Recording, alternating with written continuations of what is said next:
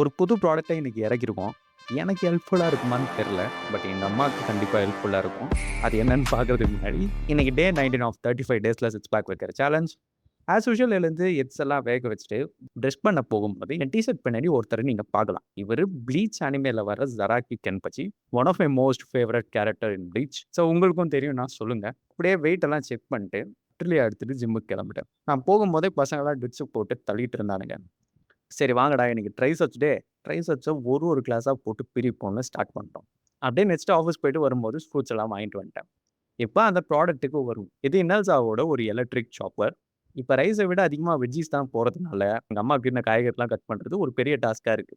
இந்த சாப்பர்ல போட்டு அடிச்சோம்னா, within few செகண்ட்ஸ்ல எல்லாத்தையும் கட் பண்ணி குடுத்துருது. சாம்பிள்க்காக பாதி ஆனியன போட்டு ட்ரை பண்ணி பார்த்தேன். அப்படியே அதே டின்னருக்கு யூஸ் பண்ணி சாப்பிட்டாச்சு. ரிமைனிங் நைட் ரிச்சுவல்ஸ்லாம் முடிச்சுட்டு படுத்துட்டேன். நாளைக்கு பார்க்கலாம்.